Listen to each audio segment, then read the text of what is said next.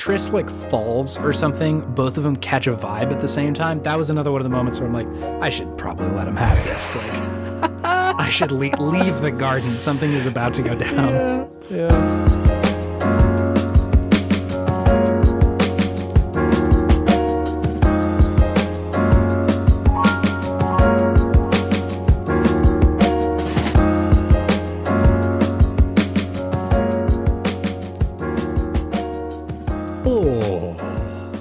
Intentionally say go like Mario each time? It does. Yeah, I do.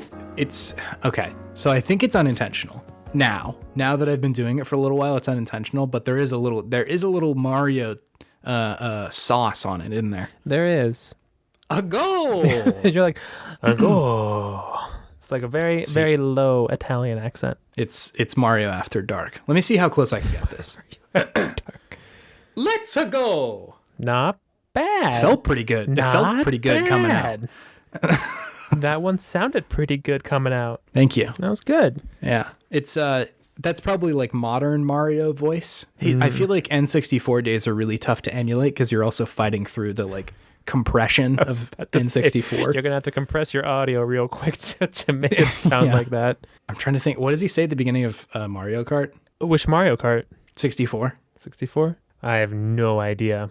I remember there's like something he says like in the beginning, and then obviously there's choose your player. That's pretty good. I don't remember what he says in the beginning. What could it be? I don't know. He must just say Mario Kart, right? It wasn't like welcome to Mario Kart. Welcome to Mario Kart. I think that's exactly it. Yeah, that's exactly it. Yeah, that's it. There we go. It's always just something friendly. He's just your friendly neighborhood plumber. Hey, I'm welcoming you into the Mario Kart. This is my cart. Sit down and let me hit you with some shells. Maybe some lightning. Who knows? What's your favorite sound effect from Mario Kart 64? My favorite sound effect. This is kind of an end of the pod discussion, but we're doing it at the beginning. So I apologize for all of the listeners who expect this sort of fuckery at the end. I don't know if it's a sound effect, but I really love the silence that there is when you are the one person who is not shrunken by the lightning. And you get to go around and like squish people. Yeah, you can really hear the rev of your own engine. Yeah, everything gets really quiet. It's just like you hear that. I guess that's probably my favorite sound. It's just the lightning sound going on. That whatever that is. Yeah. You know what I mean? Man. That was pretty good. That was a pretty good interpretation of it. And then you go and just blow by people and stomp on them, squish them. Just like, oh, I just got a little neighborhood jaunt right now through Mario Kart. I mean, obviously, I'm a fan of the Huhere. I mean, that one's pretty good. I think it may have been the first instance of Huhere as well. It might be that one, and then the whatever Yoshi is doing in that one. Yeah, he's got a weird vibe in that one too. He's got a really weird vibe in that one. Yoshi's that was pretty good. Thank you. I also need like Huhere is a thing that is a joke and a meme among our friends. I really need to introduce the pod extended universe to Huhere. So please let me take you on this journey of me saying Huhere and then playing the sound effect. And now you know what we're referring to. It sounds like Huhere. It sounds like Huhere if you were not Donkey Kong. Speaking of Huhere, it's Video Game Podtimism. It is the Optimists video game variety show where two best friends talk about the wonderful world of gaming. My name is Chase, and in Mario Kart 64, I feel like I usually play DK, but if DK wasn't there, I think I'm probably just a Mario boy. Call me like simple, call me a himbo, but I think it's just Mario for me. I mean, that's a pretty basic answer. Yeah. Either I'm the big bro or I'm the star. Take your pick. What are you gonna do? I'm David. Huhere does not remind me of Video Game Podtimism because Huhere, I have issues with Huhere personally over many years. He's made you feel some things during Mario Party. Tortured me many times. And in Mario Kart, my choice is always a Princess Peach. Nice. I'm a Peach boy. I like that acceleration. She does move pretty quick. Especially when you get the like mushroom power up, she is whipping, man. I gotta be able to move. Yeah, I gotta be able to make up for my mistakes real quick because they are many in Mario Kart. So I like to be able to get right back in it. Just a quick shout out too, while we're on the topic of Mario Kart 64. I love it when you're playing more. I think it's more than two people or like more than one person, so like 2-player and up, that they don't play the music usually when you're playing multiplayer, and it's just the sound of like the carts. Maybe I'm only playing on a cartridge that like turned the music off. But I only have memories of playing multiplayer with just the hum of everybody driving around. I know what you're talking about. It's like on the Game Boy or something like that. Oh, 64. That's 64? The one I'm thinking of. I will, at this part, play a clip of 4 people playing Mario Kart to see if there is, in fact, music behind it. I feel like there's always music. But anyways. We're going to find out. Speaking of video game music, David, have you been playing video games?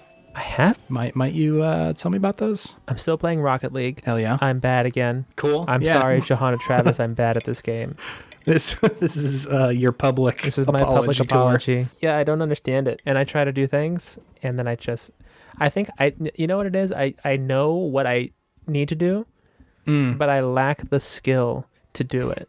I'm unable to do it. This is a painful place to be. I know where you are right now. Yeah. It doesn't feel good. Yeah, it's just like I have probably 4 or 5 whiffed hits throughout the game. Yeah. I'm just like, if I hit that, things might have been different. But it's still fun. Yeah. It's still fun to play with the boys. To knock the old, what is a soccer ball made out of? It's not pigskin. Polymer? To knock the old polymer around with the boys. Hide of some sort? The inflated animal skin. Hey, me and the boys are going to go kick around the plastic one. The plastic one? Oh, no. This happens every episode. Cousin of the old one. The plastic one has been alive for more than a millennia now. I just love overly dramatic games. Yeah. I was just texting Garen that he was like, I love it whenever David goes into lore voice, is what he called it. Lore voice? I was like, he kind of turned into a goblin whenever you do like this little like, which is very fun. I mean, who better to give you the lowdown on the lore than a goblin? He's the twisted creature who has been around he himself has been around for millennia. The plastic one has been missing for many years when it was kicked behind the fence. Then on the great windstorm of 2017, it reared its ugly head once again. It's... I'm always worried about resting on our laurels too much, like just making the same joke over and over again. But every time I'm like, damn, that's fun. I like that. That's funny. Gotta just did some variations on it. So you've been playing Rocket League. Mm-hmm. Anything else? Luigi's Mansion. We're just blowing through this one. Yeah. What level are you on right now? We're on the top floor. Okay. Yeah, you're there. Yeah, we're on the top floor. Mallory's like, are we almost done with this game? And I'm like, yeah, I'm pretty sure we're close. She's like, this game is so short. Like, we've been playing for like 12, 15 hours-ish. Yeah. Like, that's like a standard game length, but she's just comparing it to Divinity. I'm just like, that is not average. That's like a month-long saga of a game that you play. It's 15 seasons of a television show. Yeah, exactly. But yeah, Luigi's is still really good. I still don't quite... Something about the controls still don't quite jive with me. Like when I'm moving him around as I'm sucking, I always go in the wrong direction. There's something about Nintendo games, I think, in me that's something about when they think I'm gonna zig and they zig, I just zag the opposite direction. This does happen. Did you experience this with Odyssey? No, Mario games are like butter for me. Okay, but it's like Zelda games. Definitely Zelda games. I can secondhand confirm that you have some trouble controlling Mario games. Oh man, games. If we ever need to do like a YouTube series, it'd just be me playing Wind Waker. It would just be a close-up on my face watching you play Wind Waker, like, or any of gameplay. Pretty much any of the Zelda games from Ocarina to, honestly, Breath of the Wild. I had no issues with that one for one reason or another, but all the others, I just have a tough time. Even though I'm a core gamer. You are, yeah. Miyamoto has deemed you. He came out, knighted you core gamer. He put the Master Sword on either of your shoulder and said, David, you're a core gamer, my guy. He never said I was a good gamer. So yeah, I've been playing that. And the last, I've been playing one other one. Yes. A new one, Chase. A new one? A new one. A freshie. A freshie. What you got? I am thou. Thou art I. You've been playing Persona? What the fuck? Yeah, I was not expecting this. I've been playing Persona 5. My heart just jumped a little bit. Wow, this is a real thrill. I was not expecting. Yeah, I kind of like that unknowingly started not telling each other what video games we've been playing. Yeah, we're kind of keeping it a secret. Surprise each other one. Yeah, to spring it on each other. Exactly. Wow, Persona 5. Okay. Well, it's free on the PlayStation Plus, Sure. whatever greatest hits thing that they do for PS5 owners. Yeah. Sorry, that was a flex. That was a mean flex. What a flex. That was a mean flex, everybody. I apologize.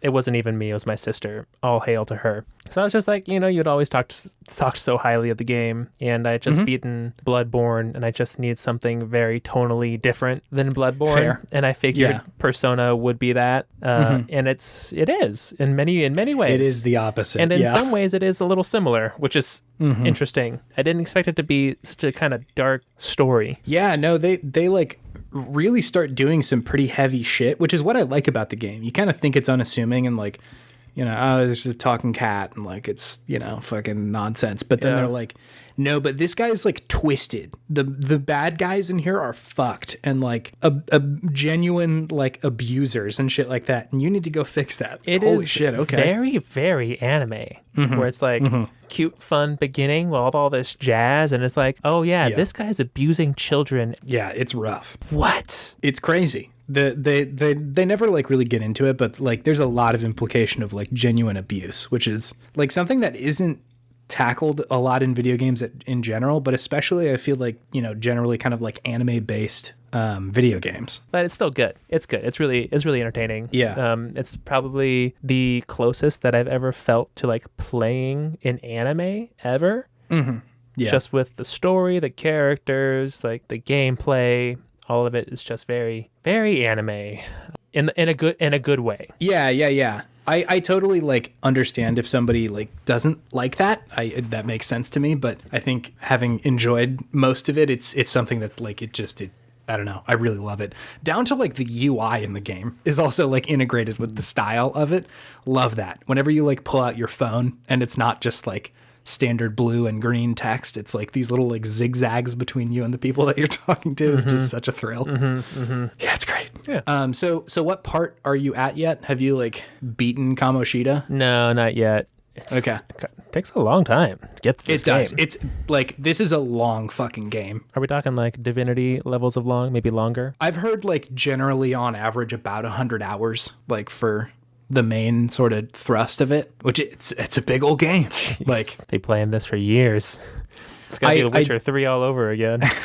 Rather than having like very long game sessions of Persona, it's a lot easier for me to do like a couple of days in a night or something like that. Like go through and play maybe an hour and a half of Persona. And like there's some days where, I'll just play it all fucking day, but it's a lot easier and more satisfying to me to just kind of pop in and be like, oh, I wonder what this person's doing. Or like I've already sort of, I don't think this is spoilery, but eventually the game sort of starts to structure itself around going into the palaces. Yeah, I figured. Right. And so like the game timer is still running that whole time. And so something you can end up doing is like, do the palace very quickly, and then there's like a due date essentially. And if you finish it before then, you essentially just have another like 2 or 3 weeks to hang out with your bros. Man, is that just the best. Like, what am I gonna do after school today? I'm gonna go see what An's up to. I'm gonna go see what fucking Ryuji, yeah, see what he's doing. I love Ryuji, man. God damn. I mean, it was pretty cool when his persona comes for the first time,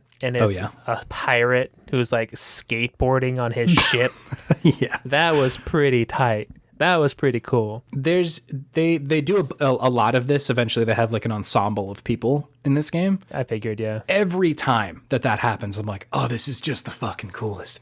Like you think after you get the first 3, you're like, how could they ever replicate how cool that was? And then every fucking time you're like, hell yeah.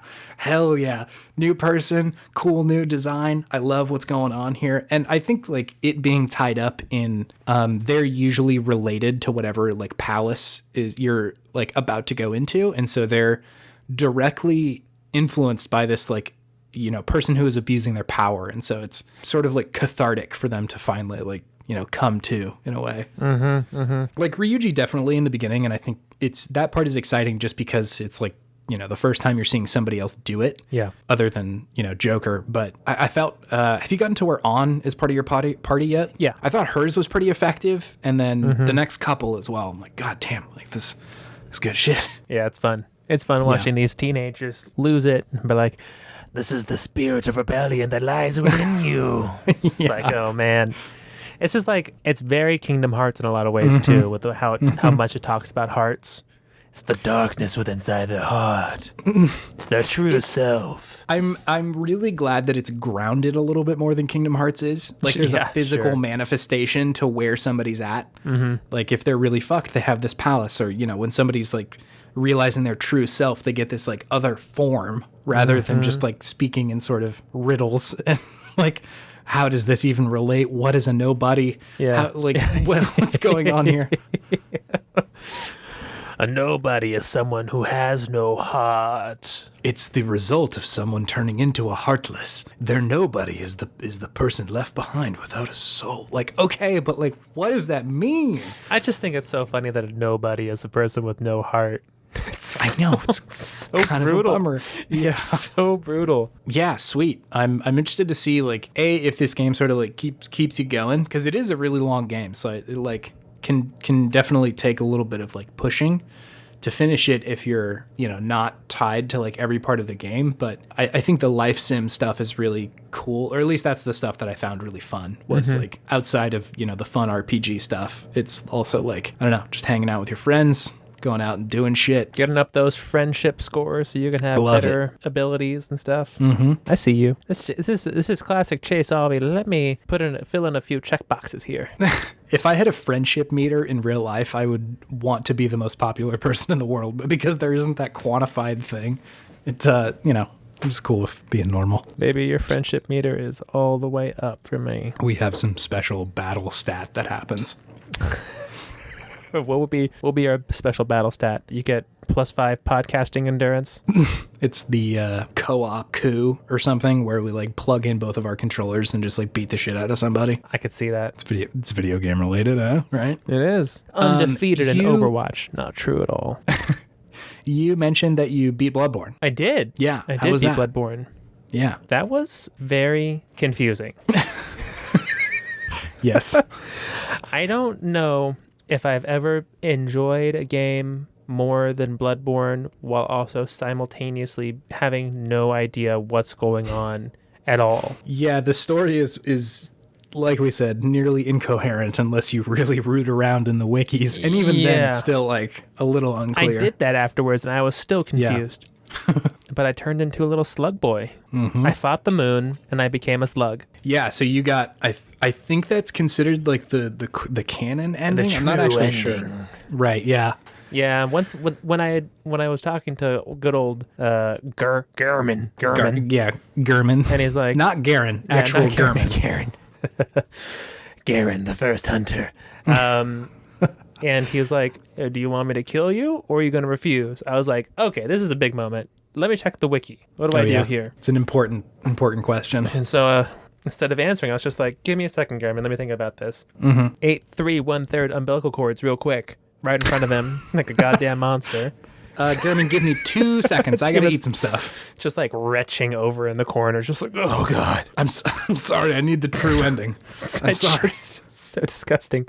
But my gamer pride came out, and without dying, beated Gurman and the moon presence back to back. Jesus, David. Back to back, baby. Oh my god. Ain't no thing. Unga Just bunga to the max. Go get him. Just first try. That's wild. It was weird. I was just ready to beat him. I was like, let's do it. Let's go.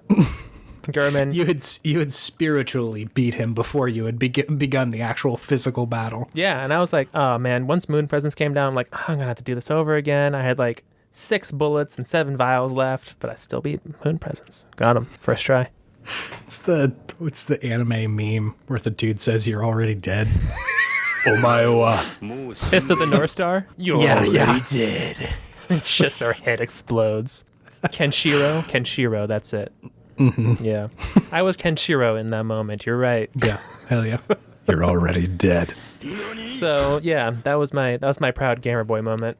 Hell yeah. It was good. That's wild. It's so weird watching you have quite the affinity for these games after having not really had a big interest in them for so long. Yeah.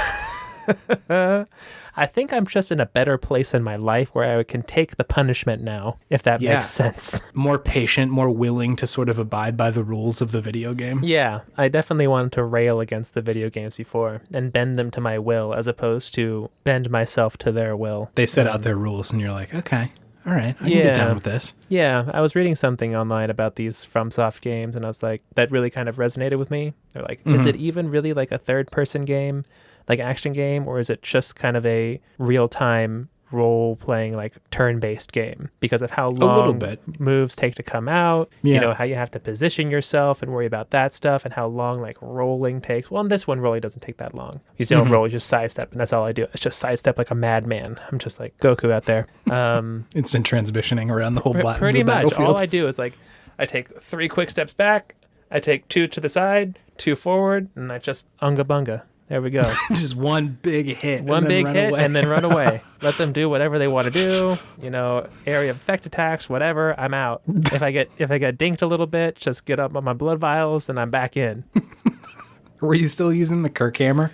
Yeah, I was a Kirk boy to the end. Wow, nice, sweet. Well, great, you did it. I did it. You reset the cycle, and now you're the slug boy again. Oh yeah, I must have beaten that like the day after we had talked last time, so I just forgot I had beaten that. It was good. It was good. Yeah, hell yeah. Sick gamer moments. Big gamer moments. What is your understanding of the story? This is my question now. Yeah, I played through this game twice recently, so I really should have a better understanding. Yeah. I think that the world was like dying maybe or something, and then like some scientists were like, hey, there's actually power in blood.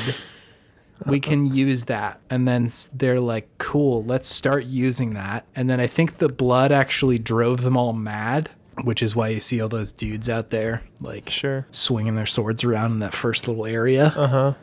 It also like would transform people into these horrendous monsters. Werewolves, yeah. Yeah, but as far as like what the hunter is, I'm still pretty unclear. Like, are they just not affected by like the madness of the blood, which is, I guess, what it seems like to me. I mean, there's Father Gascoigne,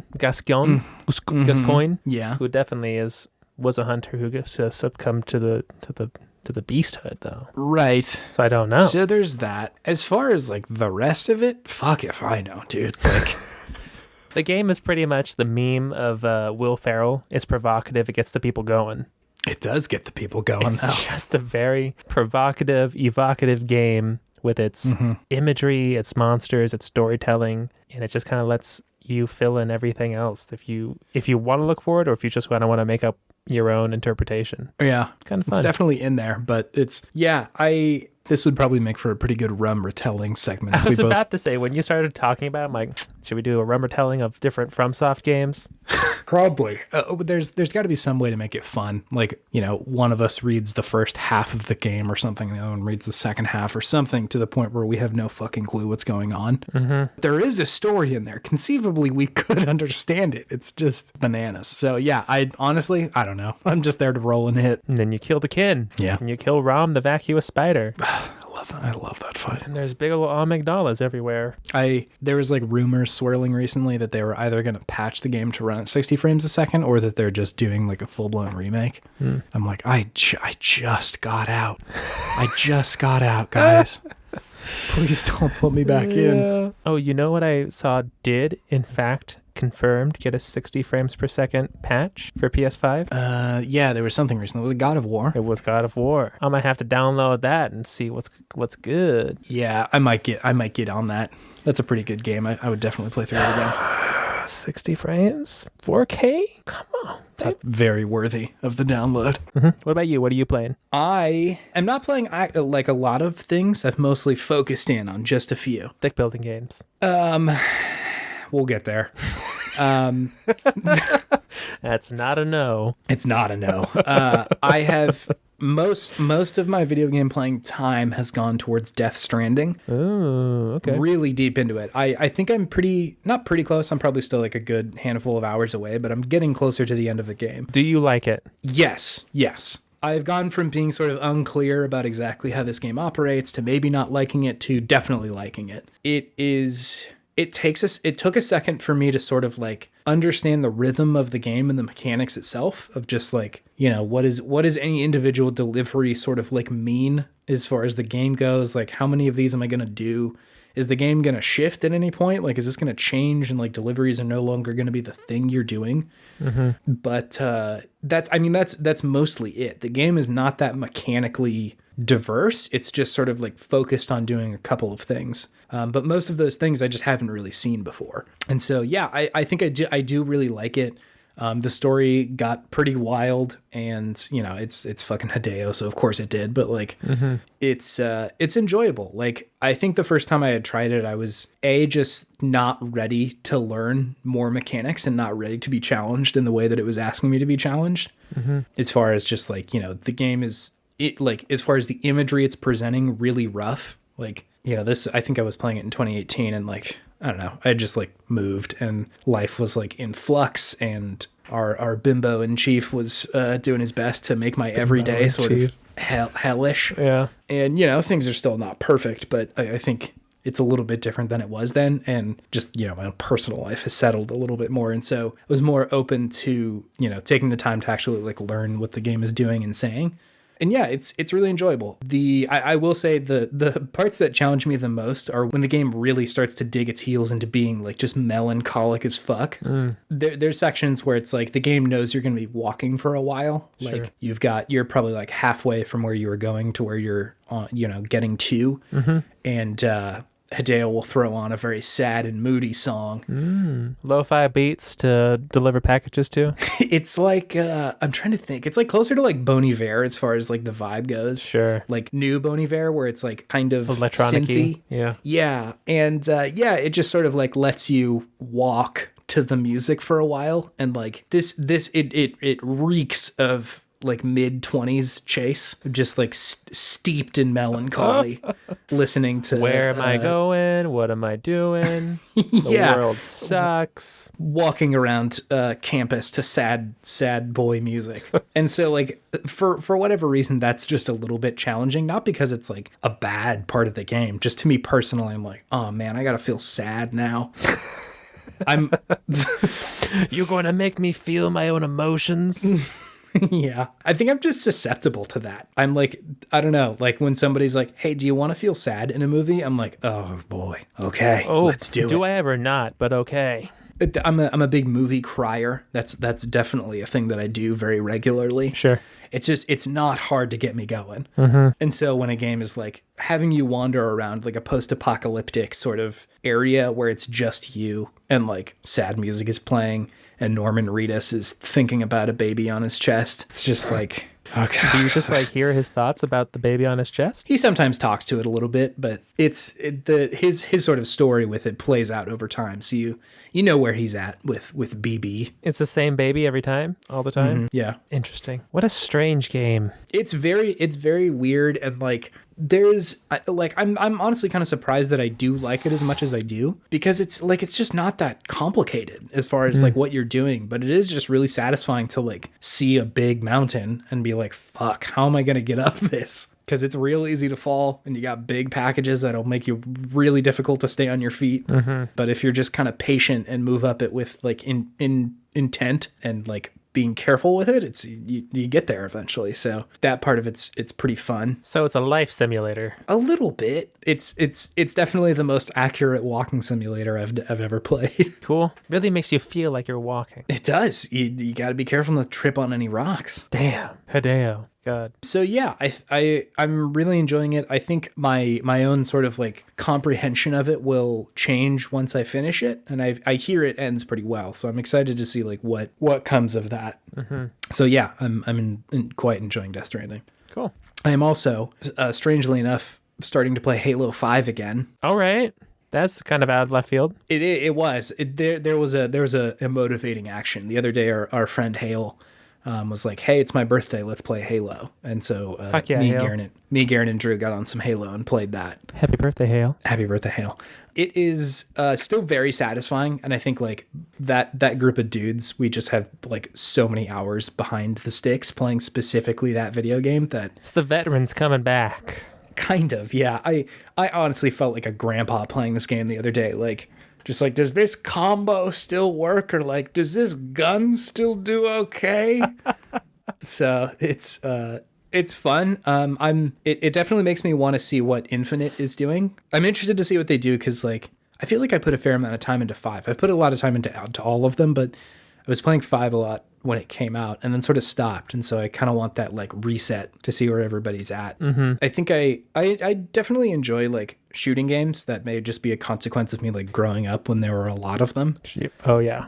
But I find Halo a little bit less difficult for me to digest than like the Call of Duties now. Sci-fi, you know. It's sci-fi. It hurts a little less to like play it and be like, we're just shooting aliens, or like, you know, the multiplayer is just like other big sci-fi dudes fighting each other, rather than like, I gotta go fight the Viet Cong, dude. Fuck. Like, it just feels bad in Call of Duty. You have to fight the Viet Cong? In the most recent one, yeah. There's like a level where you're in Vietnam just blasting dudes. You have to fight people defending their homes. Exactly. Like, it's just like, fuck, Yikes man. alive. We were not here for good reasons, and you're making me play it. Like, it just feels bad. Yeah. I usually have a better time with Halo just because I'm kind of able to focus on the mechanics of it rather than like the moral sort of choices it's making me face. So yeah, I'm interested in kind of seeing how that goes. And then the final game, a phenomenal game. Wait, hold on. It's a deck building roguelike with elements of real-time strategy and positioning of players and things. You're not that far off. I am playing Vault of the Void, David. God, what a name. Vault of the Void. It definitely, it reminds me so much of like the sort of mid-2000s metalcore scene where every band sounded a lot like the other one. Sure. Like, you know, obviously August Burns Red is incredible, but like that kind of name. August Burns Red, Asking Alexandria. Vault of the Void. Vault of the Void, or Slay the Spire. Slay the Spire, that's another one. Yeah, that's a good one. That's what I'm saying. They all kind of orbit around a similar naming convention. Yeah. But regardless, this is it is a roguelike, and it is a kind of deck builder. The developer, who's just one dude, which is bananas. They called out specifically on the Steam page that it's not a deck builder. It's a little bit different. I think to somebody who doesn't play these games all the time, it's going to sound very similar, but it's a little bit of a twist that I really appreciate. Okay, so the game is like structurally very similar to Slay the Spire, going through different sort of like levels on, you know, any given like larger level. You fight some dudes, and the mechanics of like the actual fighting plays out kind of like Magic. It reminds me of Magic a little bit, where you are fighting like maybe a couple of people, and they all have certain like attack power and like things that they do every turn, rather than like, you know, if you're playing, I guess Hearthstone, it's like minions versus minions. It's not exactly that. It's just like these other people who are doing certain attacks, and then obviously you have cards, and that does certain stuff, and each of your different like classes that you can pick will do different things. Okay. So definitely Slay the Spire in that sense. But I think the sort of twist on it that they do that's interesting is it almost operates like a run of Hearthstone, in that you get cards, but you don't have to add them to your deck constantly. So during a run, you'll get a card, and you can go into your like deck management and add it in there, so that during your next battle, you can have that in your fight, but you don't have to if you don't want to. So it's much like when you're doing, you know, a round of Hearthstone, you play somebody, you go back out, and you're like, shit, my deck sucks, I'm going to change it. And then you go and, you know, balance it back out. So you have to have, I think in this one, it's 20 cards. I think that's similar to Hearthstone. Yeah. And so it's more of a game surrounding like knowledge and sort of like knowing how to approach a given situation.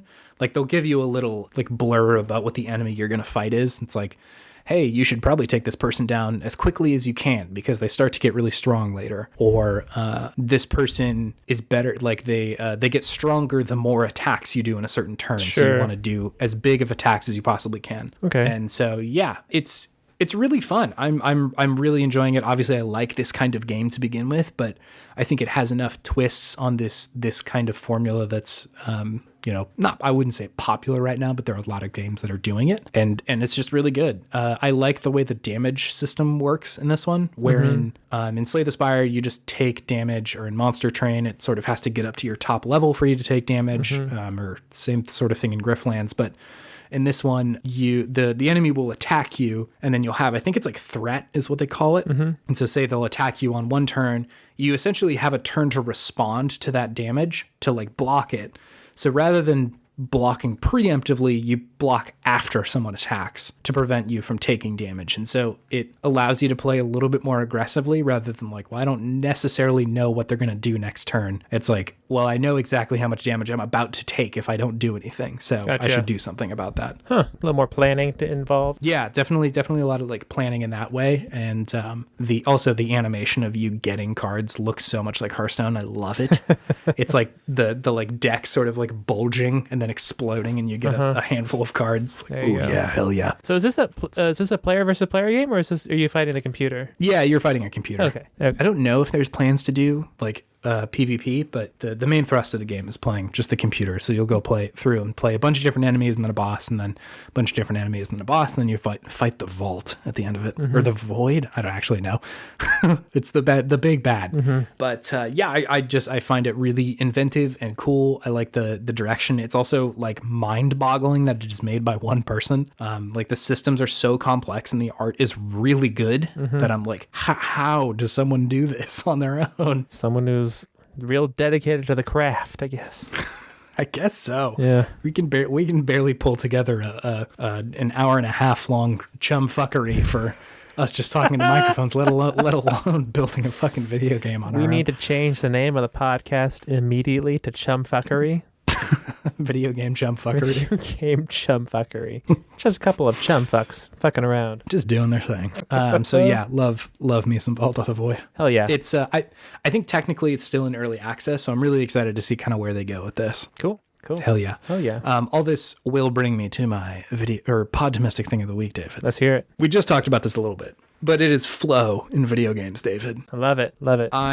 I've recently realized that I've not accidentally, but like very much been using video games as a therapeutic, as a soothing mechanism. Yeah. By way of playing a game that I'm kind of good at and can kind of just like turn my brain off, put on a podcast, and go deliver some packages. I'm realizing this is why I was so interested in the FromSoft games recently, because it's very difficult, but not too difficult. I kind of know how to do it already. I don't have to learn a lot of new stuff, but you can really get in there and just, blow 3 hours out of nowhere. Sure can. So yeah, it's been super helpful when, either work is stressful or the week is busy and I have like a spare hour to just like go deliver some packages to Central Knot City. And so Death Stranding is definitely fitting into that sort of like flow model where I know what to do. I'll turn my podcast off whenever I get to deliver something and hear what people have to say, and then, get my stuff, load up my pack, and go walk around for half an hour. Get going. I got places to be. I know that we say video games are good for you now a lot, but they are quite good for you. It's been very incredibly soothing to just sort of be able to it's not zoning out because I'm playing a pretty active role in it, but to just be able to be like, I know what challenge this is about to bring me, and to sort of execute on that is pretty nice. Totally. Very cool. So yeah, kind of a short one, but that's mine. No, that's great. David, do you have something fueling your Relax. sense of do you have something fueling your sense of podtimism this week? Relax to the soothing sounds of Bon Iver by the way of Norman Reedus and Hideo Kojima. Take it easy. That was my disc jockey for Death Stranding. Thank you. I was feeling my podtimism this week is gaming with mature, functioning adults. How so, David? How so? I'm terrible at Rocket League. Sure. I'm bad at the game. And my two friends that I play with are okay with that and don't like flame me or anything like that. And I can fuck up and be like, sorry guys, I messed up. And they're like, it's okay. We're still having fun. Yeah. It's nice. It's nice. It's a breath of fresh air from the normal gaming experience. Yeah. Yeah, where it's just like, fuck you. Get good. I have so many other things that I want to do with my time than watch Rocket League get good videos right now. It's fair. Maybe we'll get there, but I'm not there right now. I'm not there Fair right enough. I'm sure it's just because like the intent of those gaming hangouts is not to be the best at the video game. It's just to like hang out with your friends, talk to your friends, versus like people who are playing online are not there to hang out with their friends. They're there to win the video game. Yeah. If you ain't, get out the way. If you ain't got no gamer skills, take your broke ass home. Fergie? I think so. Gamerrs.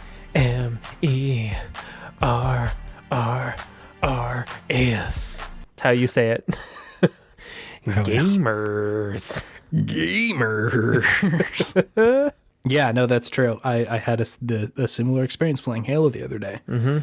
Sometimes we were kicking ass, and other times we got our asses kicked. And neither of those were bad experiences, so that was quite a relief.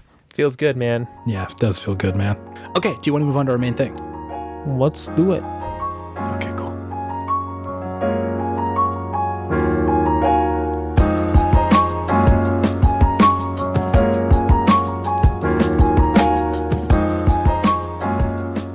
Tis the season, David. 'Tis the season to eat really chalky flavored hearts. 'Tis the season for some sleazins.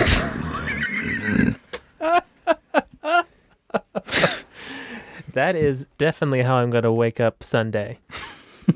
It's Valentine's Day by the time this is coming out, probably. Probably, yeah. Probably. And we decided to throw together just a couple of best of lists, some top threes. Hey, this is what millennials do when they don't have any other ideas for content. Lists.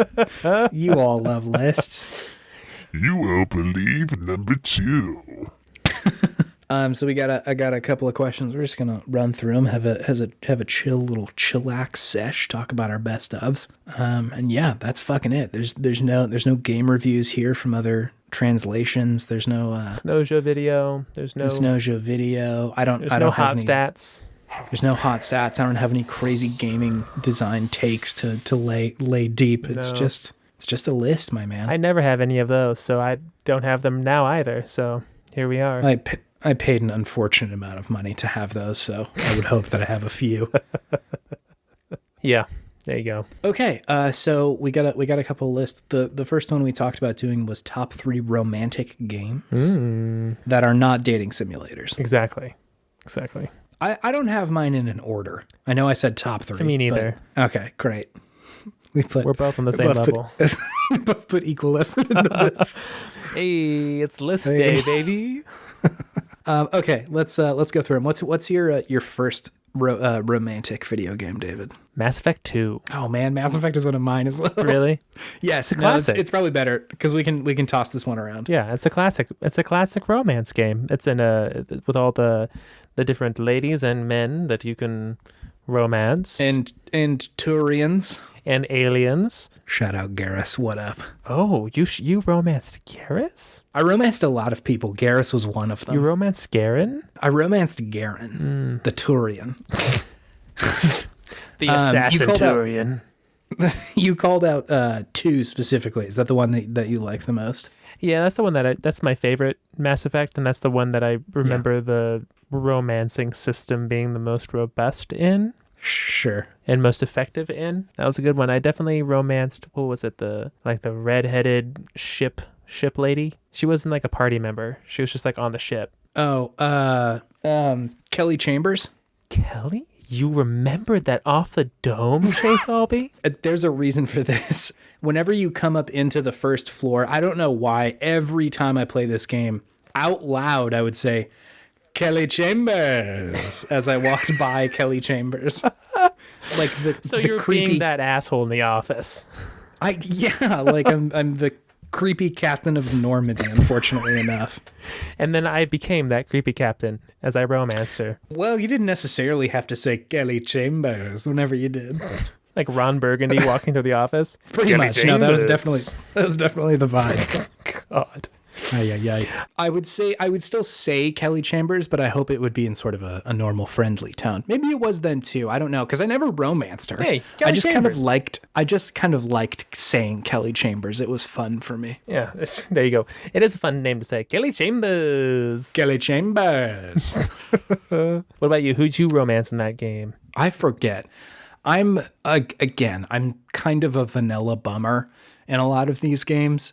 In the first one, I romanced Liara? Not Liara. Liara would be cooler because Liara seems to have like a very cool personality. Oh, did you romance that crazy like anti-alien lady, Ashley or whatever her name was? I did romance Ashley. Why let her die? I know, most people did. She sucked. I know. Baby, what's you doing? I was like 14 and like, I don't know. I was looking past her horrible beliefs. Yeah, I let her die, and I accidentally got into a relationship with the guy who you let live with that one. Caden? Yeah, I just kind of fell into that one. I was like, okay, guess you're my boy now. You let Jesus take the wheel, and he led you to love. I mean, I guess so. I definitely chose to save him. Pretty firmly chose to save him. That decision in the first game was such a problem for me because I was absolutely friends and best bros with Caden Alenko. But, oh God, I was just such a blinded boy trying to chase after Ashley. Oh God. I don't think I would make the same decision again if I played through Mass Effect 1, which I suspect I will be come May. Classic teenage shud boy chase. I know. Such a problem. And it doesn't get any better in the second one because I'll give you one guess who I romanced in the second Mass Effect. Was it Sidecut Girl? Sidecut Girl. Jack? Yeah. Not Jack. I did not. Again, would have been a lot cooler for me to romance Jack. Oh, you fucking the elusive man lady? Miranda. Oh my God. Yeah. Geez. I mean, that one's a little bit more understandable because genetically engineered to be beautiful. Wasn't that what it was? It was the New Zealand accent that really pushed it over for the edge for me. And I like her character was definitely more interesting than Ashley. Like she was a little bit more rounded out. What's her name? Reminded me of God. What is the main like blonde lady from Battlestar Galactica? The like main robot girl. I forget, but it reminded me of that sort of storyline a little bit. Sure. She at least had like the heartstrings part of it with her brother or whatever. That was weird. Yeah, there was story there, which was interesting to me. I think in 3, I did not romance anyone. I was just like, I don't think I can do this in this game. Sure. It's so fucked. That's real. I think I definitely went after Liara and like each of them. I think Liara has a really, like, she's definitely got the most interesting sort of like backstory, and her character is like really well-rounded, and I just find her a more interesting character. Mm-hmm. But for whatever reason, I was just like, I don't know, dudes, humans, I guess. It's stupid. I had a stupid idea. I went back and played these games again and just was like, okay, let's romance anyone I possibly can. Mm. So I think I went back and played the first one and romanced Caden because I was like, he's a total bro. Sure is. We gotta be even closer. Mm-hmm. And the second one, I think I did romance Garrus at some point because I was like, Garrus is my fucking boy. Ride or die. Might as well romance.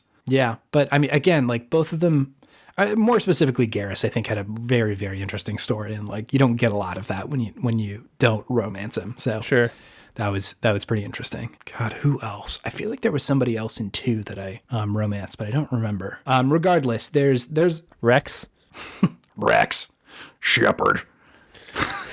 That was pretty good, Rex. Thank you. That was pretty good. I would constantly just go and start and stop the dialogue between Shepard and Rex, so it would just be Shepard, Rex, Shepard, and then load Shepard, Rex, Shepard, over and over and over again. So I'm unfortunately very familiar with You had a lot of fun with names in that game, it sounds like. I don't know why. Kelly Chambers. I don't know why. Why like all of them stuck out. I'm very bad with names in real life, but like, how do I remember Caden Alenko? Like his last name. I don't know these people that well. Liara Tassoni, Tali. Oh God, what was her? Tali. I romanced Tali in the first one at some point. I also like Tali quite a bit. Tali Vesnoris, something like that. Tali Zora Naraya, I think is how you say it. Damn, Tali Zora. That's right. Yep. Who else is there? Samara. The Justicar, she was cool. She freaks me out. Yeah, She was like she was way too. She was way too strong, and like I was scared she would just like rip me apart if I made the wrong step. Oh, you afraid of strong women, Chase? I mean, that one, she was like, the rest of them are cool.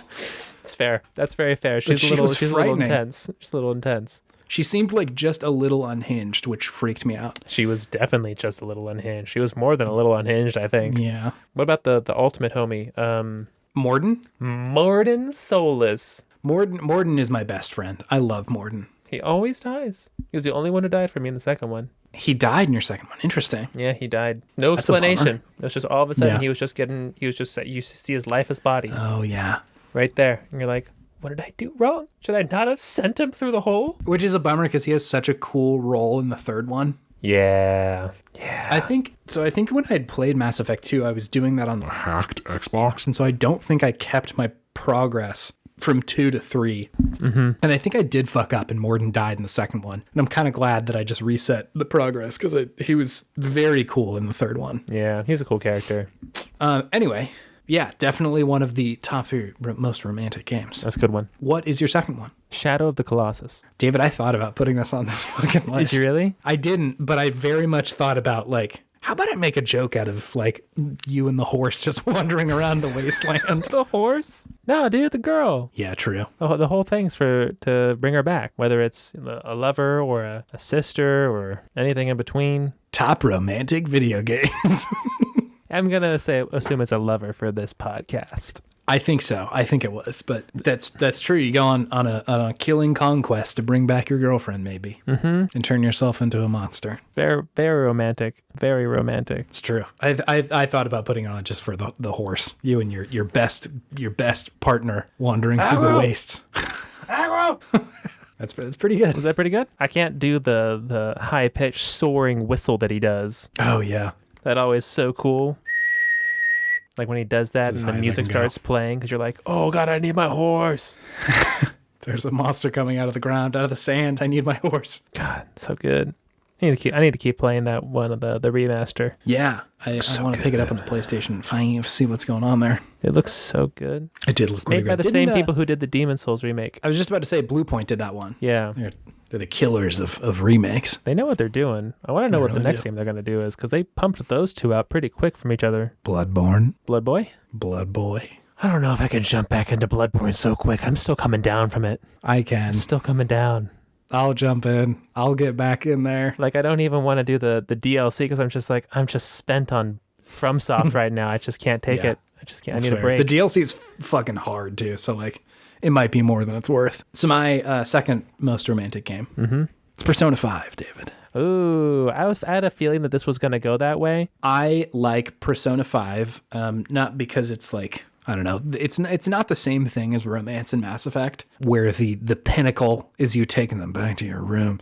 It's more just like, there's a lot of, not filler dialogue, but a lot of like, I guess exposition dialogue, whatever it is, where like you're essentially just like hanging out with another person and getting to know them very well. And like, man, they just write that stuff so well that whenever you go and like hang out with someone, it feels like a very important and like meaningful interaction that you had with somebody. And because it's all like self-driven, like you don't have to hang out with anybody. You can choose who you want to go spend time with. It's always like, you know, the person who you feel the most drawn to is who you get to go spend time with. And that's just so interesting. Like, nice. It feels a lot more real to me than, you know, the mechanical sort of romancing in a lot of other games. It's more just like, oh, I'm interested in like what this person's story is. Let me go talk to him. So yeah, it's just very good. It's intimacy what you're looking for. A little bit, yeah. Cool. So yeah, what's your third one? My third one is The Witcher 3.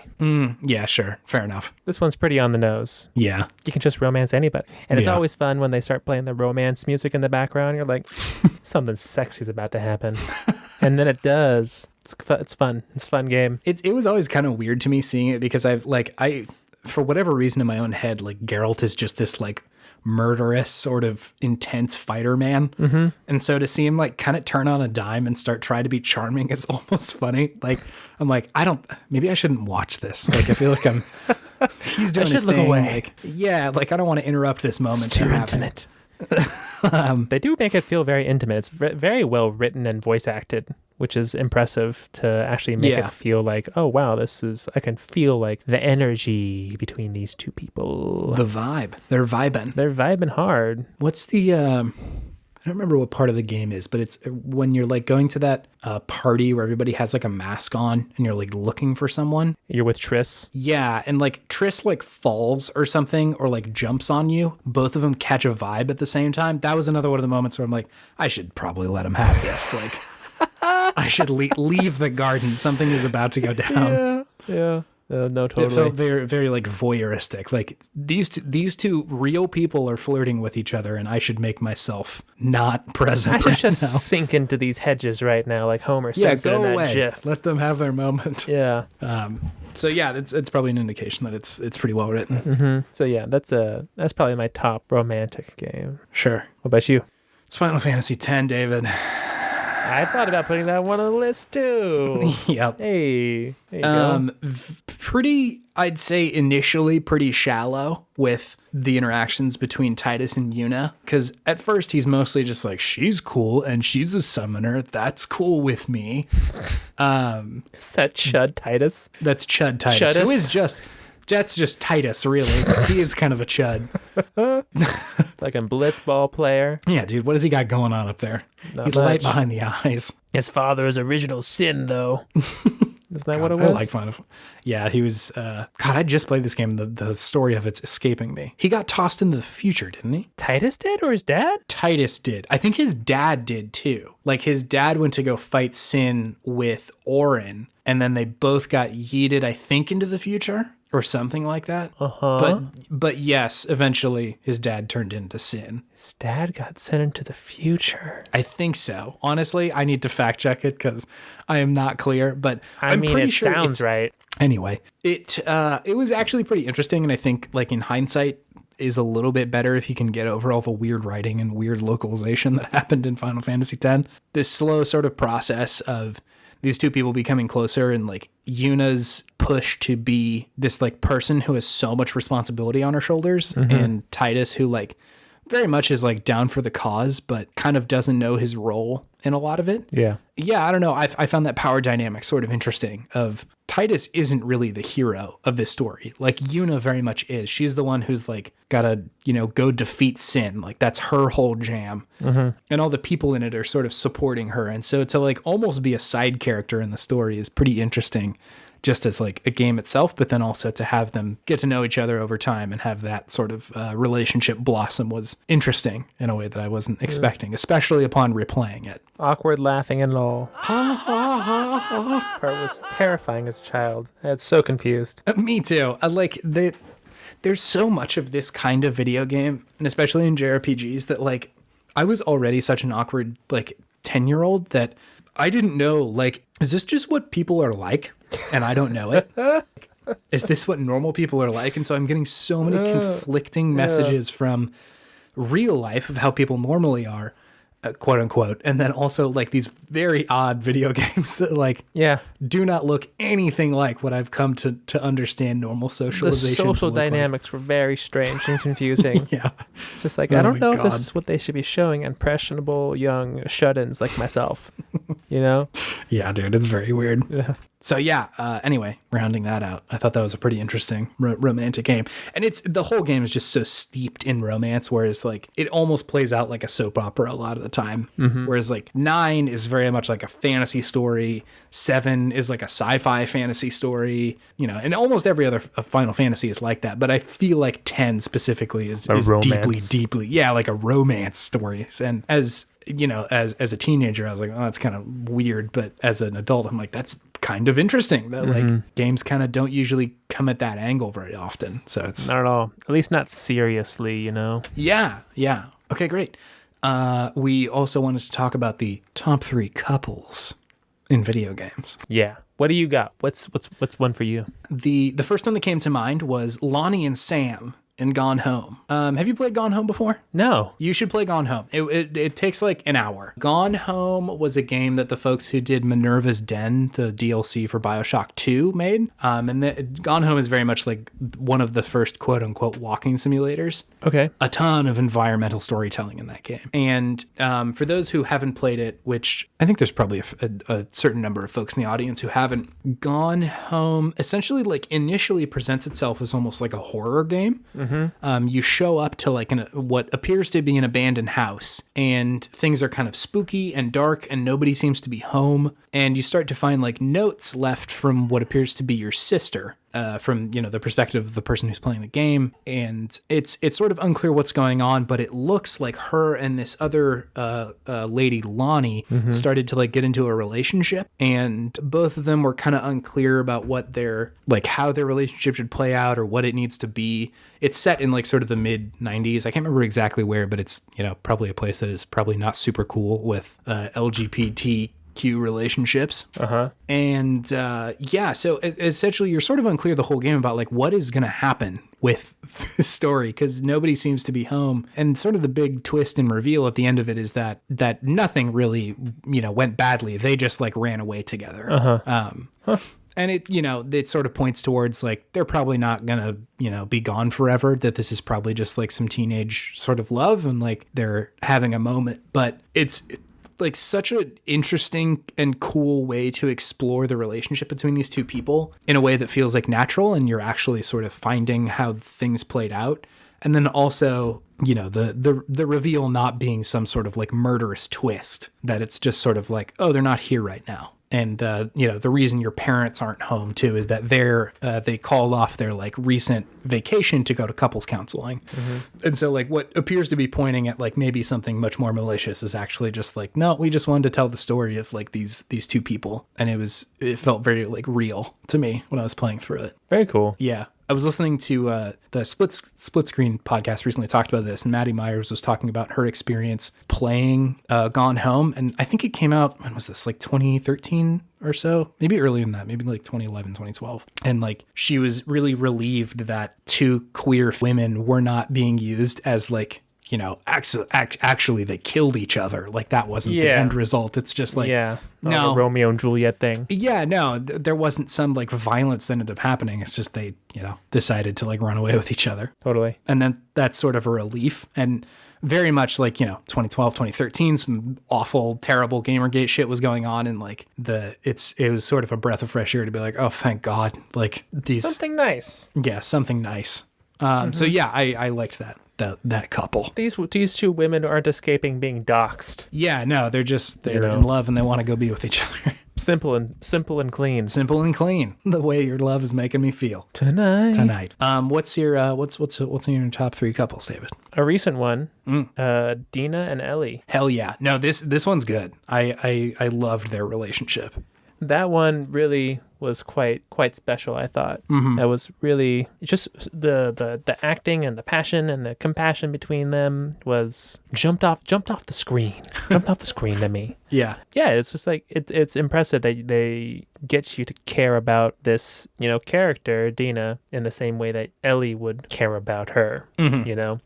Like protective and loving and stuff like that. Yeah. So yeah, that was really special, especially like when she plays the guitar for her in that old Seattle dilapidated grunge rock music store or whatever it was. Yeah. That was a special moment in gaming right there. I've like read that some people thought that moment was like sort of cheesy or like didn't work for them. But I don't know why. It really did for me. I wasn't taken out of it or like I didn't think it was cheesy, even though, what did they play? Like Aha or whatever. Take on Me. Yeah. Like I can easily see how that would sort of remove you from the situation. But for whatever reason, I was just like, hell yeah, this feels way, way real. No. Yeah. And it's like, that's something that you would play for your lover. Just like a silly song. You're not playing it like super loud. You're just like kind of embarrassed by it. Yeah. You're just doing it to show that, hey, I like you and I don't show this to other people, but I show it to you. It's like an intimate moment, sharing your musical performance with somebody. It's true. Yeah, their relationship felt really real in like the way that it sort of ebbed and flowed throughout the game too. Mm-hmm. You didn't see it in just like one spot, right? It wasn't just like, this is these two characters and that's it. It's static. It's like there were kind of maybe sort of talking to each other in the beginning, and then obviously like things took off from there. But seeing that part of it was interesting, and then like them definitely being together throughout like, the middle of the game, and then obviously, spoilers, I guess, but towards the end of it, and then not as well. That all felt really real. And yeah, Jesus, the fucking voice acting between those two, like at no point when they were talking did I ever feel like I was like watching a video game. It was just like I felt very much like I'm hearing two people talk to each other. Yeah. So Jesus, yeah, the writing and the voice acting really sells that relationship for me. And yeah, you're right that like, I think you as the player are supposed to maybe put yourself in the shoes of whoever you're playing, whether that's Joel or Ellie or whatever. And so it probably is pretty challenging to create a character that you as the player are like into as well. I don't think the game would be super effective if you're like, oh, Dina sucks, but like Dina did not suck. Dina was very cool, and like she was tight. Yeah, she was very cool and like level-headed. I don't know. She even in the moments where she was frustrated or like didn't want to do something that the player was supposed to be doing, like I felt like, yeah, I know Dina. Like I get it. I don't know. It just felt like a very well realized character. Like, I understand why you're upset. Yeah, I get it. I understood her like motivations and her desires and stuff like that. So yeah, I thought the scene. I guess this is if you don't want to have parts of the end of Last of Us 2 spoiled, skip ahead 45 seconds or so. But the scene where they're back on the farmhouse and like Ellie's carrying around baby and like Dina's like cooking or something felt so real to me. Yeah. Like outside of the post-apocalyptic stuff, them just like kind of wandering around. Dina's like, hey, could you put on some music? And like they do that, and then they kind of like dance for a second. Dina's like, hey, I got shit to do, like go away or whatever. All of that for whatever reason just felt like so domestic and well realized. I was about to say very domestic feels. Yeah, and just like I've done this, I know what this is. So yeah, it was pretty well realized for sure. It's good stuff. Hell yeah. The second one I had written down was Parvati and Junlei from the Outer Worlds. Oh, okay. So I never played that one. So in the game, I think it's one of the first like companions you get is Parvati, who's like this like fairly naive lady who is like just as sweet as can be and like one of the nicest people you get to interact with in the game. It's like sort of slowly this story comes out about her being into this other person. I think it's Junlei. I can't remember. I haven't played the game in a while, but she's like so awkward and nervous about it, and she like isn't really sure how she feels about this person yet, and is like asking you, the player, like, well, what should I do? I don't really know how to approach the situation. And she, you as the player, like, well, maybe you should go talk to her. And she's like, oh fuck, I don't think I can do that. Like, am I supposed to, like, what are we going to talk about? And you're like, I don't know, just like see what she's doing. She's like, I'm so fucking nervous. I don't think I can do this. And like the next like couple of side missions are you just sort of like trying to get her to go like essentially have a date with this other person. A lot of that like storyline is essentially just her trying to discover what her relationship with this other person is. And it's sort of adorable. Like both of them don't really know how to do this. And in a way that, the first time you see somebody like actively try and go after someone or, pursue somebody romantically, it's charming in that way. And I think like Parvati is also struggling with like her own asexuality in this game, which is something that is just not represented in video games at all. Yeah. Or in media at large. So that was sort of like a holy shit. I don't know that I've heard a story about this in video games before. So that part of it was also like genuinely pretty interesting. But yeah, I think, this like sort of date that they get to go on was deeply charming. Cool. I didn't even know you played that game. Yeah. When did I play this? It had to have been when it came out, so probably like 2 years ago at this point. It's not very long, so like I feel like I must have played it over the course of like a month or something. Gotcha. Okay. Yeah. So is this your second top 3 couple? Yes. Okay. Talk to me. What is it? Elena Fisher and Nathan Drake. I thought about this one as well. Yeah. I mean, their relationship is messy, which is real. Absolutely. Which I appreciate. And I do feel like Elena is too good for him in many ways. Very much. But Elena's my girl. Yeah. Ever since the first one. And I enjoy their relationship in that she's a good foil to him and shows just how kind of insane he really is. Like talking to her, you figure out like Nathan is nuts. Nathan is a damaged He's man. like an unhinged man. Yeah. Yeah. And this woman is trying her best to rein him in, I guess, or at least make sure that he doesn't like just kill himself because he's obsessed. Or everyone else. Well, he already does that. Yeah, that maybe. He already kills everybody. True. A one-man fucking army, just send him into any sort of war zone. It's a done deal. Yep. Yeah, not much to say about the relationship. It's pretty straightforward if you've ever played the games, but yeah, just a well-done action movie in a video game relationship that definitely matures over time as the games mature and the people who played them and grew up with them mature as well, which I thought it was nice. I think the best realized form of it is definitely in 4. Yeah. God, Uncharted 4 is really fucking good. So good, dude. Somehow very slept on despite being a very, very, like, it's a popular game, but like, Jesus. Naughty Dog was like, okay, so we learned a bunch of stuff about storytelling in Last of Us. Let's do that in an Uncharted. And it's just unbelievable parts of those games. Real good. Another sort of similar moment to, I guess a lot of the other stuff that we're talking about, just these like very small intimate moments, was in the beginning when you're playing as Drake in the 4th one and like he's fucking around up in the, what is it? Not the basement, the ceiling, the attic. The attic. He's up in the ceiling. And like she calls him down because I think she's like making dinner or something like that. Mm-hmm. And like the 15 minutes of them like eating dinner, he's like distant thinking about fucking killing people and raiding tombs and shit. It's that meme. I bet he's thinking about other girls. I wonder how many people I could be killing right now. Genuinely, Nathan Drake is unhinged.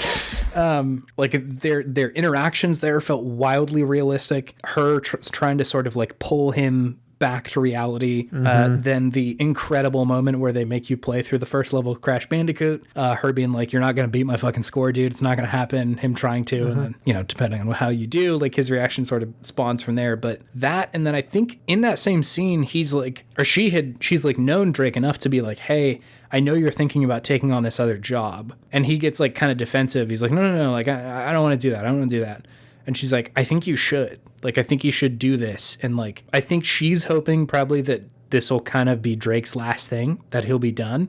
But she's also, I think, acknowledging that like, this is who he is. And that, I don't know, she's supporting him in a way that is sort of refreshing. It's not, the game isn't resting on its laurels of just being like, well, Drake is a real fucking shooting man. His wife's going to tell him not to. No, like they're in a healthy relationship that has problems, but she's on his side at the end of it. Yeah. And the conflict between them eventually is not that Drake goes and does it. It's that he goes and does it behind her back, and like that's the point of contention between them. That's she's the like, rub. yeah, like she's like, I would have been mad about this, but not nearly as fucking pissed as if you just didn't tell me. Like, what the fuck? Like that whole thing felt incredibly realistic. That was good. That's good storytelling, man. Yeah, I should replay Uncharted 4. That was a good game. Yeah, good ass game. That one slapped. Okay, so my third and final top 3 couple. It is Chloe Price and Rachel Amber in Life is Strange, David. All right. Okay. Teenagers, so like, you know, getting to know each other, figuring out how their whole vibe is. I mean, like, this has sort of been written about, like, how sort of believable their interaction is, but I think I like their interaction, because it's like, you know, kind of player controllable. Like, you can choose how you know, involved they get with each other, but all of it feels so realistic of just like, as a teenager, not really knowing what you're doing or like how to be in any of these situations and the messiness that comes with that, especially as like, you know, an early high schooler. Like, a 15-year-old doesn't know how to fucking do a relationship. Like, you're just figuring it out. And that sort of confusion, I think, is very real and oftentimes like misrepresented in media. I feel like it's really rare for media to kind of understand that, like, it's not that teenagers are dumb and have no fucking clue what's going on. It's just that they haven't done this before. They're unpracticed in how to be in a relationship. And so like, there are going to be missteps, but it's not just that they're, you know, fumbling around like idiots or something like that. So I found that very like charming and realistic in, you know, just my own experience of, you know, being in high school and not really knowing how to be in a relationship or anything like that. Just like, what the, I don't know what I'm doing here, and sort of having to figure it out. I found it just very realistic in the way that they wrote that. Nice. I've never played that game. Is it good? Yeah. I mean, it's worth a play. Like, I think it is, if you took the very good writing of The Last of Us and just took all of the violence away, it is cool in the way that the characters are pretty well written and you sort of get to go interact with them. Again, very melancholic, very sort of like sad at moments, but cool to sort of experience a well written space. So yeah, that was my top couple. What about you? This was just my chud answer, but it's Sora and Kyrie. Dude, I honestly, it was so close to being on my list. I get that it's a very basic gamer boy answer to give, but like, it's the answer of my heart. It's the answer of your heart. There's something about it, David. It's provocative. It gets the people going. I don't quite know how to describe why the romance in Kingdom Hearts. Actually, no, I'm taking over your segment. This is your thing. You do your best. I guess it's just because Kingdom Hearts, as we've discussed, is such a vibe. This whole relationship is just one kind of awkward, where do we stand kind of vibe. Do you like me? I clearly like you, and I think you clearly like me, but we haven't said anything. And it's just very... The tension. It's very prepubescent, preteen relationship feeling. I think that's really what stuck with me from it personally, was that it really captured kind of that nebulous feeling of what is this? What this are we is doing? More than just a friendship now. This is something else, but neither of us is saying what it is, which is also kind of an exciting thing when it first happens, right? So yeah, I feel like it captures that. It captured that well. Yeah, it's not like, oh my god, this relationship grows and like, you know, they have these amazing adventures together. I mean, she's barely in the game. Yeah, she's not in the first one almost at all. Yeah, and I hear she's more in the third one. I haven't played. Sure.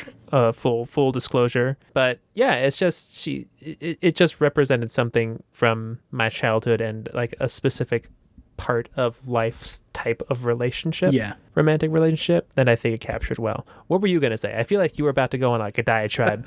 I was trying to say, like, I don't know that it's not a particularly well written like romance, right? Like no, I'm not defending the writing at all. No, yeah, and that's what I'm trying to get at is like I'm poking around the edges of I don't think it did writing well. Kyrie was barely in the first one. Yeah. And so like why did I feel so motivated as a teenager or like a young guy to be like, I need to save her. I have to help her because she's in trouble or something like that. Yeah. I think it's probably tapping into the like young boyish desire to be like some kind of fucking hero and like also to be, you know, have some sort of love wrapped up in that, which is, you know, potentially problematic. Like you can't. Yes. That's sort of a fun fantasy for a 10-year-old, but like you also need to be able to distinguish between that as like a real adult person. To be like, that is not how normal relationships work. But, totally. But I think as like, you know, just a fantasy as a young guy, that's a compelling story to tell of like, well, if you were just strong enough and this lady who might like you is in trouble and you just have to save your friends from the heartless, then you can go do it. Oh, yuck. Yuck. Then you can, if just the power of your fucking Keyblade's big enough, dude, like, then you can do it. Yeah, I think it was compelling as a young guy, right? Like as a 10-year-old, 11-year-old or whatever. Kingdom Hearts was very much compelling in that way for the love story, but I think it just tapped into the already existing vibe of Kingdom Hearts of being this sort of sad and tragic story without really explaining why it's sad or tragic. It just is, baby. It just is. I think if I was actually trying to like dig a little bit deeper, I think as a kid, there's a lot of things influencing you and that have power over your experience in your world, right? Like you don't have a choice in a lot of the things you do. And that's largely how your initial sort of like departure with Kyrie happens. Like departure, you say? On Departure Island.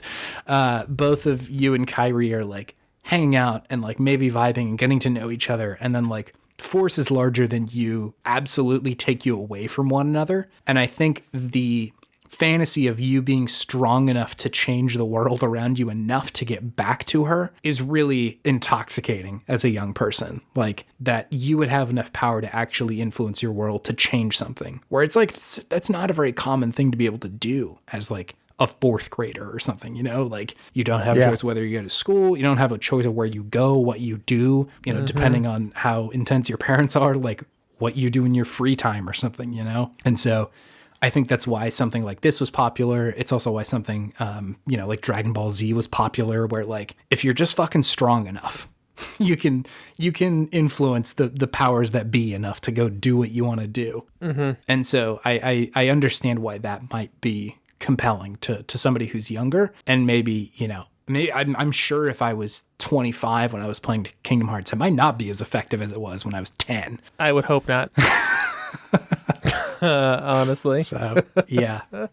Anything else to say on Kingdom Hearts? No, we talk about it more than enough on this podcast. That's probably true.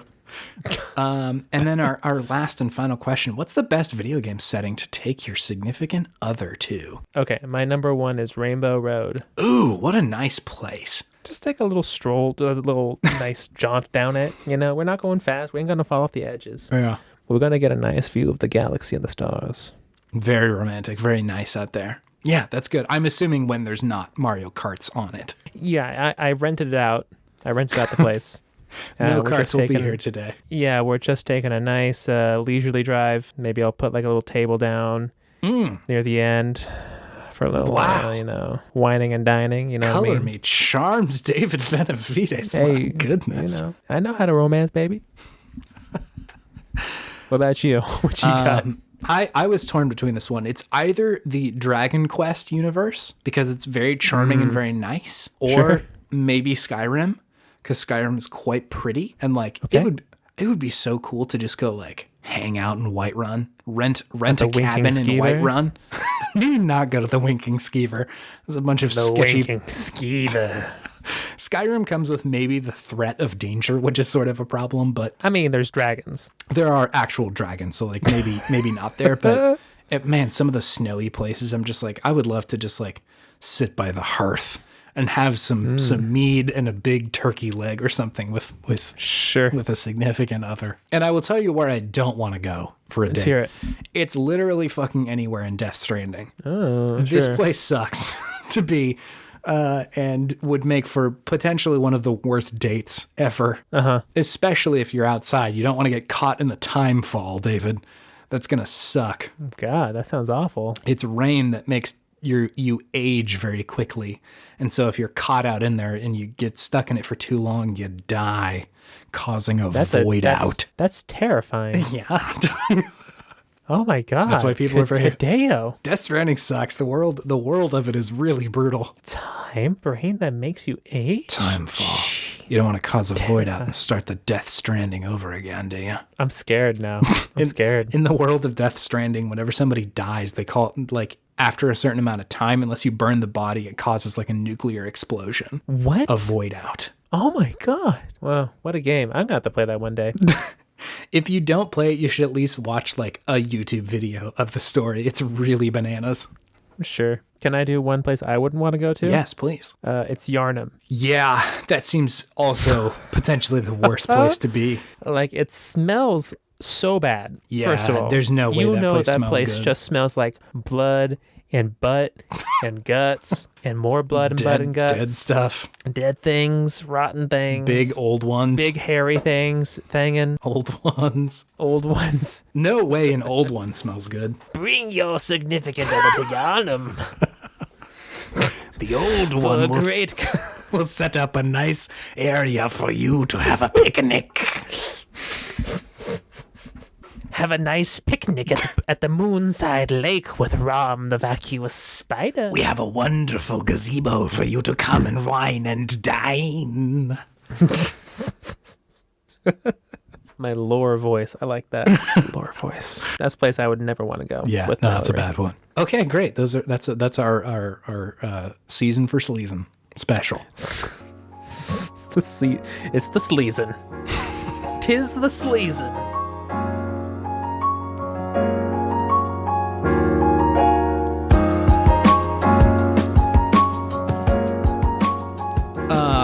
David, we are on Twitter. We are at Podtimism if you would like to come talk to us there. If you want to support the show and be a total old one, then review the show on Apple Podcast if you would like to. Or better yet, if you're really a big podhead, a big old one, then you can show it to a friend who might like it. That's the easiest way to grow the show and to spread the word. Also, Just be an old one. just be an old one and thang your thing, man. Also, if you're at this part of the show, thank you for listening. It's so cool to be able to release a show for people who like that thing, specifically around video games. So I'm feeling very grateful for the audience this week. Always. And all weeks, but I want to reinforce that more than I do. So thanks. Nice. David, do you have any gaming wisdom? I do. You know, this Sunday, if you have a significant other, you know, maybe put down the controller. True. Or if they're of a like mind, give them the second controller. Pick it up. Don't give them the Hori controller. Don't give them that third-party nonsense. Okay? No Mad Cats, please. No Mad Cats allowed. Give them the first-party controller. Give them that good Sony, Nintendo, Microsoft goodness. Mm-hmm. You take whatever is left over. You take the janky. And you appreciate that person. Yeah, true. Appreciate them. And if you don't have one of those people in your life, guess what? You're that person for yourself. Oh. Gotta love yourself first before you can love someone else. I don't even want to do the goof after that. I just want to end the fucking pod. Damn. I don't want to say anything else. I don't want to jinx it. This is the wisdom of the old one. Okay, there we go. We can end it now.